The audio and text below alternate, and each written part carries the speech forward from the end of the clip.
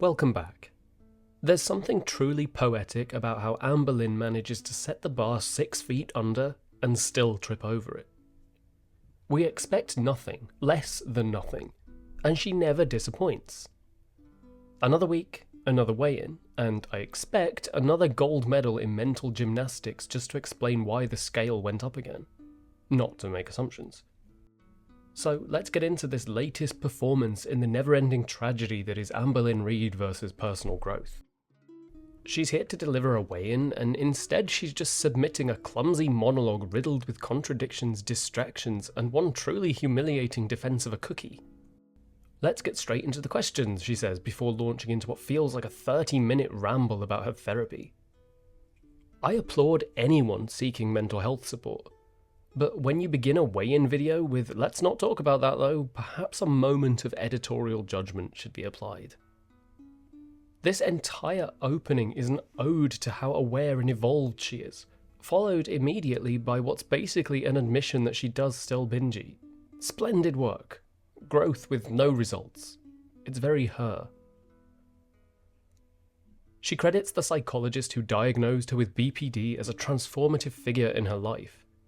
It's a fascinating claim, considering she's still using that diagnosis as a blanket explanation for every behaviour she refuses to change. Yes, I still overeat, but I don't binge anymore. Moving on. The lymphatic massage question reveals something even more compelling, that she doesn't do it. Or rather, she tries, it's hard, and so she doesn't. In other words, it's just another task abandoned because it's mildly inconvenient. How many times have we heard this before? It's too hard to do it alone, she says. Darling, you are alone. That's not the tragedy. That's the consequence. And then we get the saga of the cookie that no one asked for.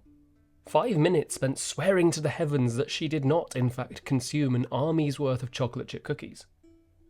Her defense is, they didn't have the thing I wanted, so I got a cookie instead. And that is exactly why she will never improve. Her entire life is a collection of, well, I guess I'll just get a cookie moments. She ends with an anecdote about her mother joining her for grocery trips. Each woman with her own cart going their own way. It's a perfect metaphor.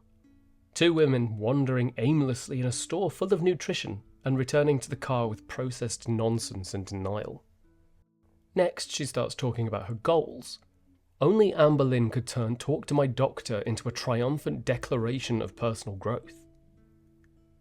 She rattles off these goals with the enthusiasm of someone reading from a bingo card marked delusion. Her first goal is to make that doctor's appointment. Riveting. How revolutionary. The second is to work on her relationship with food, which is so adorable considering the last thing she worked on was an Uber Eats order. And third is to stop daily weigh-ins because accountability is just too hard. She claims that this list is progress. I call it bare minimum theatre. These aren't goals, they are things that functional adults with basic cognitive awareness should be doing. Yet for her, they're like revelations. Monumental, enlightened, brave. They're not. They're just scripted delusions of someone desperately trying to narrate a transformation she refuses to live. This woman is just a human pattern. She circles the runway of self-improvement, engines full of empty promises and incapable of landing. It's truly baffling how many times one woman can come to the same realizations as if they're new. And then it's time to hear about how her week went. She has once again declared war on her habits using nothing but a paper sword and a glue stick. She tells us she was drowning last week. Drowning in what? Takeout containers? Her own dramatic monologue? The overwhelming stress of which cookie to eat next? So now she's tossing calorie counting out of the window again because it messes with her head. Darling, everything messes with your head. Reality, responsibility, hydration. But please do continue to romanticize your spiral with words like relationship with food. She sounds like she's healing from a breakup and not ordering Uber Eats twice a day. She says food isn't the problem. I am. And for one fleeting second, it sounds like clarity, until you realize that it's just another deflection. She's not saying it to take accountability. She's saying it to make working on her relationship with food the next ambiguous goalpost that she can just chase forever without actually losing a pound. If weight loss were powered by denial alone, Amberlynn would have evaporated years ago. She ends with her weigh-in and the same familiar lullaby of delusion. Gain some, lose some. Gain some, lose some. She was 5'14" last week, and this week she's 5'16". That's not progress. She's up 2 pounds, but she wants points for having briefly dipped to 5'13" midweek. She insists that she will not be beating herself up for it, which is convenient because she never does. She never takes accountability for anything long enough to get around to that step. It's like watching a buffering screen that promises transformation but never loads. Fluctuating is not the same as progressing.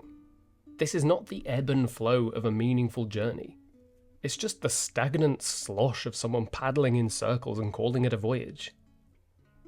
Fluctuation is normal, if it happens between milestones, if it's followed by actual progress.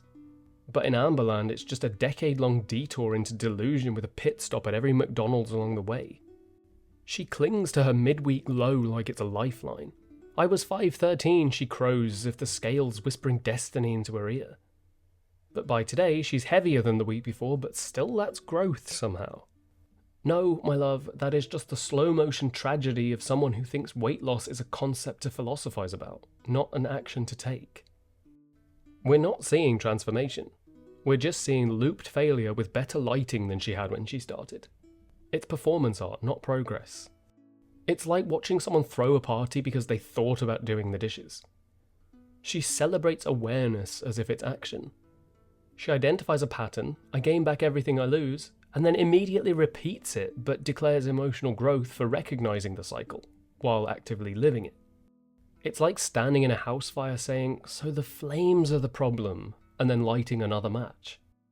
She claims that she's working on her relationship with food, which is wonderful. But she's said that every month for years. But until there's actual visible change, not just self-help jargon and tear-soaked journaling, it's just another layer of paint on a crumbling wall. And now she's abandoned calorie counting and weigh-ins because they mess with her head.